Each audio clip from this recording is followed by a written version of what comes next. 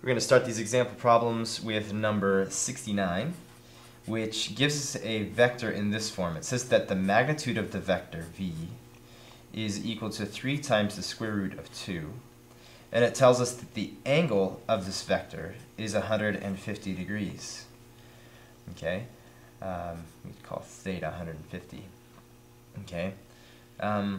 It's helpful to draw pictures oftentimes. The angle 150 is somewhere over here, yeah? So actually it's closer to over here.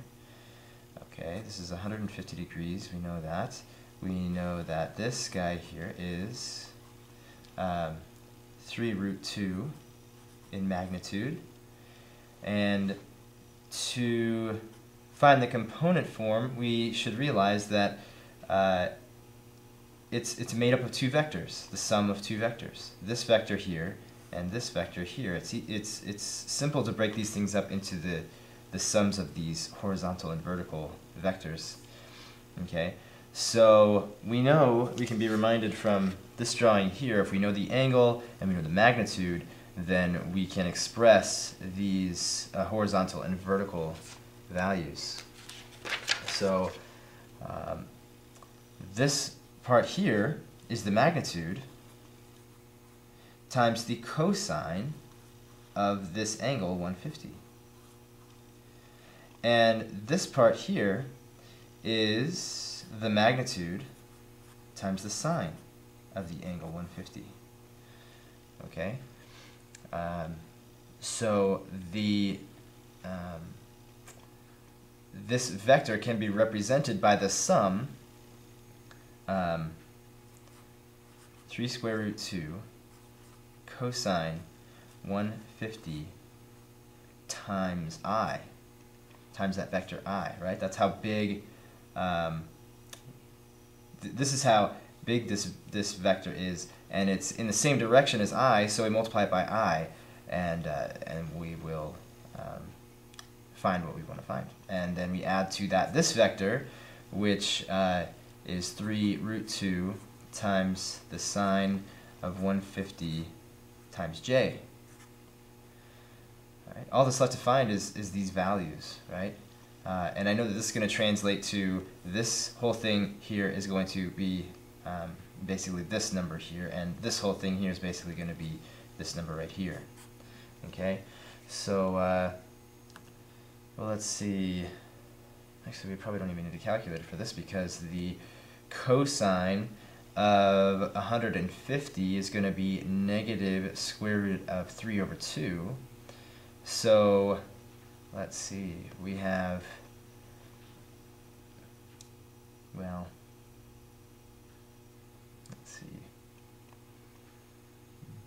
let's go ahead and do the exact. So this is negative square root of 3 over 2. And so we're going to have 3 root 6 over 2. Negative 3 root 6 over 2. And this guy here, the sine of 150 then would be 1/2. So we get 3 root 2 over 2.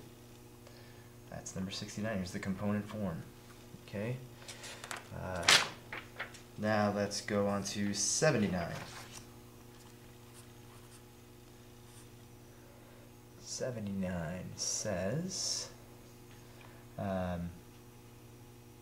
graph the vectors and resultant of the vectors. Find the magnitude and direction of the resultant.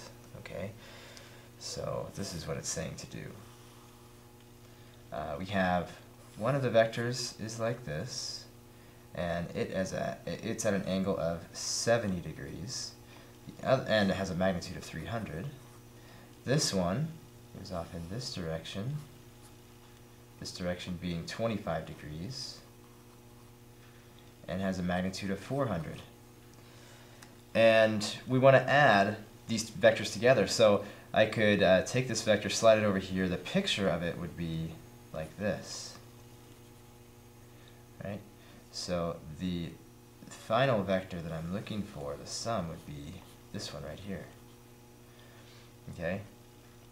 And I can see that it's going to be the horizontal component of this one plus the horizontal component of this one, the vertical component of this one plus the vertical component of this one, right? So we know from the previous example that this much of it is going to be the 400, the magnitude of this vector, times the cosine, the x component of 25 degrees. And then this guy right here is going to be, let me bring it around here, it's going to be the magnitude times the sine of the angle. Okay, now this vector here has the same components as this guy here, so we could put these in here. This is going to be 300 times the cosine, the x component of 70 degrees, and this one's going to be 300 times the sine of 70 degrees. So this final resultant vector is going to be these x components added together and these y components added together, and just right inside the component form. Okay, so let's take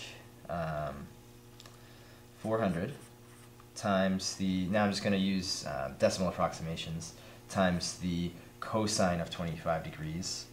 The cosine of 25 is approximately 0.91. Okay, I'm going to add to that the x part of this, the horizontal component, 300 times the cosine of 70 degrees. That's about 0.34.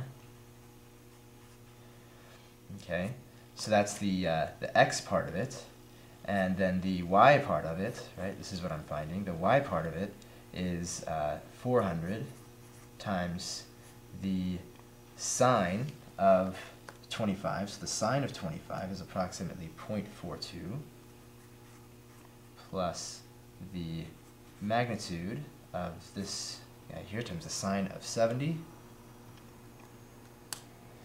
0.94. Okay, so let's do all the number crunching here. 400 times 0.91 plus 300 times 0.34. That much is going to be 466.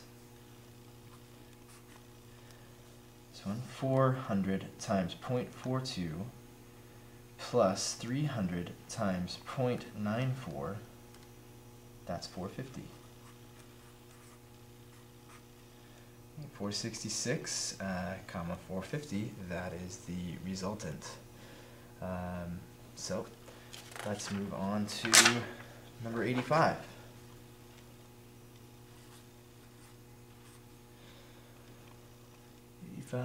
This is a tension problem. So let's draw the picture that they have. And they're telling us that this distance from here to here is 24 inches. They're telling us that this is 20 inches from here to here, and this is 10 inches from here to here. This thing that it's pulling down, you know, it's hanging here, it's static. This is what we call a statics problem, or equilibrium problem in physics. So we want to find out what's the tension on this rope and on this rope. And we know that they're going to be kind of different because you could imagine, you know, standing up here, holding onto this rope, you here and a friend here, you're pulling at this angle and they're pulling at that angle. You're going to be having different forces acting on you. Let's find out what those are. So first of all, you can imagine that the amount of tension is going to be kind of dependent on how steep the angle is that you are pulling. If you were pulling straight up, you'd be holding all of the weight. If you were pulling just over this way, horizontally, you wouldn't be, you know, doing much work. So we need to find out these angles, is what I'm getting at. These angles are going to be crucial in solving this. Well, this angle here has a tangent of 24 over 20. So the inverse tangent of 24 over 20 is going to give us that angle. So the inverse tangent of 24 divided by 20, this angle is about 50.19 degrees. Likewise here, the inverse tangent of 24 over 10 is going to be about 67.38 degrees. Okay. Now, the bit of difficulty here is we see these values of 20 and 24 and 10, and we think somehow that they represent almost the values that would be the vectors of pulling, the tension here. Okay, so we'd want to like use these and solve for this hypotenuse and that kind of stuff. But what we have to realize is, well, that's just not the case. Okay, here let's let this represent the vector of how hard you're pulling and in this direction on this rope. Okay, well, it's the sum of how much you're pulling it horizontally and how much you're pulling it vertically. Right? Some parts of your effort are given to a horizontal effort and a vertical effort. Okay. Now we're breaking it up into these horizontal and vertical things because we can find those horizontal and vertical things based on, well, this picture again. Right? Here's how hard you're pulling in this direction. Well, how hard you're pulling in the horizontal direction is just how hard you're pulling times the cosine of the angle that you're pulling at. And the vertical is how hard you're pulling times the sine of the angle. Okay? So this guy right here is, well, now we have to start naming things. Let's say that how hard you're pulling, just the magnitude, is the tension. The tension on this rope we'll call T1.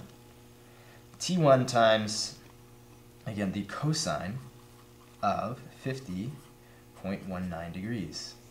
This one would be the tension times the sine of 50.19 degrees. Okay, so here is the vector that represents pulling so hard at this angle. Okay, and by the way, this is 50.19 degrees because these are parallel. These are alternate interior angles. This is all geometry. So this angle here and this angle here would be equal. Okay. So likewise for this one, some amount of this, your friend's force, is going to horizontal effort, and some of it's going to vertical. Okay. So this part of it is going to be his tension on his rope, tension 2, times the cosine of 67.38. Right. By a similar argument, they're equal angles. And up here is his tension, or her tension, times the sine of 67.38 degrees. Okay, so we kind of have to invoke some common sense here.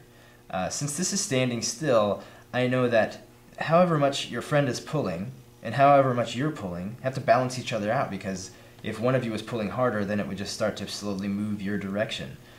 So we know that this guy here is equal to this guy here. So tension 1 times the cosine of 67.38 degrees is equal to, or this is tension 2.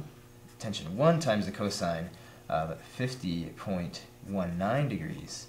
They're equal to each other. Okay? So let's set up equation T2 times the cosine of 67.38 degrees minus tension 1 times the cosine of 50.19 degrees equals 0. And I'll have to continue this in the next video.